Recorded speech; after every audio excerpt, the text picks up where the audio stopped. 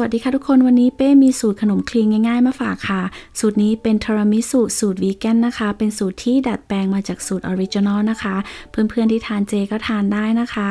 วันนี้เราจะใช้กาแฟดำนะคะแล้วก็เป็นโยเกิร์ตมะพร้าวแล้วก็เมเปิลไซรัปค่ะส่วนที่ขาดไม่ได้เลยก็คือตัวไรซ์เค้กตัวนี้นะคะเป้คิดว่าที่เมืองไทยเนี่ยหาซื้อตัวนี้ได้ง่ายนะคะก็เป้ก็จะใส่เมเปิลไซรัปลงไปผสมกับโยเกิร์ตเลยค่ะใครชอบหวานก็เพิ่มตัวเมเปิลไซรัปได้นะคะวันนี้เป้ก็จะใส่ลงไปประมาณ3ช้อนโต๊ะค่ะส่วนตัวกาแฟดำเนี่ยแนะนำให้ใช้กาแฟดำนะคะไม่ใช่กาแฟผงสำเร็จรูปที่ผสมครีมเทียมด้วยนะคะแบบนั้นไม่เอานะคะ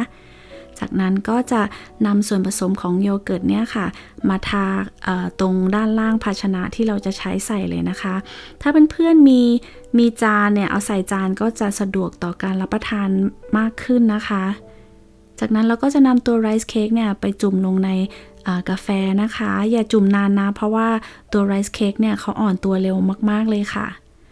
เสร็จแล้วก็นำไปวางเรียงบนภาชนะได้เลยค่ะวันนี้เป้ก็จะทำทั้งหมดประมาณ6ชิ้นนะคะก็ให้เพื่อนๆเนี่ยทำขั้นตอนนี้นะคะไปจนครบทั้ง6ชิ้นนะคะ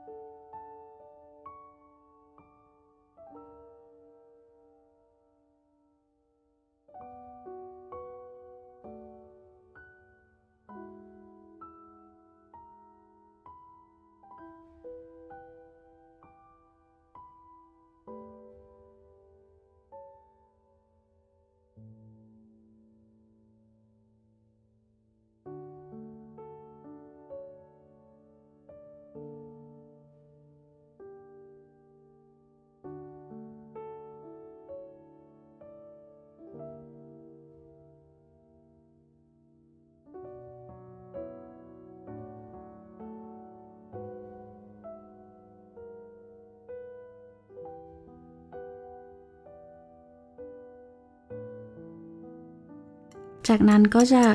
ทาหน้าด้วยโยเกิร์ตให้ทั่วเลยนะคะรวมถึงด้านข้างด้วยนะคะเสร็จแล้วก็จะโรยหน้าด้วยผงโกโก้ค่ะ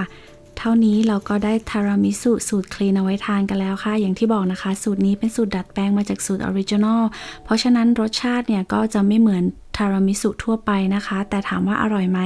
สำหรับเป้ถือว่าอร่อยนะคะแล้วก็วิธีทำก็ง่ายส่วนผสมก็น้อยนะคะเพื่อนๆที่ทานคลีนทานอาหารคลีนนะคะทานวีแกนทานเจเนี่ยสามารถทานได้เลยค่ะอย่างที่บอกใครจะใช้กรีกโยเกิร์ตก็ได้นะคะเห็นไหมคะ texture ก็นิ่มมากใครจะนำไปแช่เย็นก่อนก็ได้นะคะแต่ตัวเป้นะไม่ได้นำไปแช่เย็นนะคะทำเสร็จก็ทานเลยนะเห็นไหมคะนิ่มมากแล้วก็อร่อยนะคะก็ถ้าเพื่อนๆชอบนะคะเป้ก็ฝากกดไลค์ Subscribe แล้วก็แชร์ให้เป้ด้วยนะคะขอบคุณนะคะทุกการสนับสนุนนะทุกคนที่เข้ามาดูนะคะแล้วก็คอมเมนต์แล้วก็แชร์เป้ก็ขอบคุณมากๆนะคะวันนี้ก็ขอตัวลาไปก่อนแล้วเจอกันใหม่คลิปหน้าสวัสดีค่ะ